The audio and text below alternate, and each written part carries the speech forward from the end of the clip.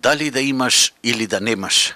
Отприлика ова е првата помисла што може да му падне на памет на намерник кој ќе се реши да се упати до битолскиот сообраќаен полигон, кој е изграден после цели 5 години.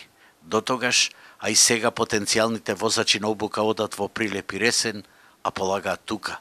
Екипата на Алфа денеска се упати до полигонот, а да се стигне до него имаше многу предизвици во кои на деградиран индустријски пат се влегува и излегува од магистралниот пат за Прилеп, каде брзо се вози и има голема фреквенција на возила. Веднаш потоа мора да се помине необезбеден железнички премин на кој досега се случиле повеќе сообраќајни несреќи со трагични последици. Но тука предизвиците не ни завршија.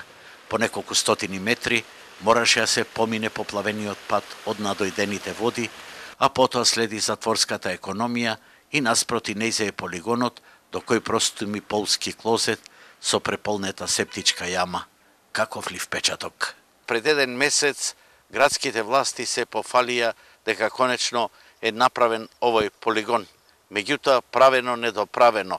За скоро, ако надојде поголем бран, ќе биде под вода, бидејќи воопшто не е заштитен, а уште поголем предизвик е да се дојде тука. Битолчани кои живеат во непосредна близина, согласни се дека овој пат не е соодветен за поминување на идните возачи. Самиот пат не дозволува таква работа, да има таква функција. Полигонот затоа што ова е индустријски пат на Стрежево, не е пат наменет за таква функција. Второ, безбедноста со преминот со железничката пруга е неверојатно ризичен. Полигонот е донација на испитниот центар од Битола, додека грижата за неговото одржување ќе ја добие јавното предпријатие Нискоградба, веднаш штом биде впишан во катастарот на недвижности. Од општината велат дека патот до полигонот има 2 пристапа, а првиот човек на Нискоградба рече дека ќе се реконструира со завршувањето на пречистителната станица и дека ќе бидат решени безбедносните проблеми. Изборот на локацијата е поради државната парцела, која со наједноставна процедура е доделена на општината и одводнувањето тука ќе се решава во 2 фази.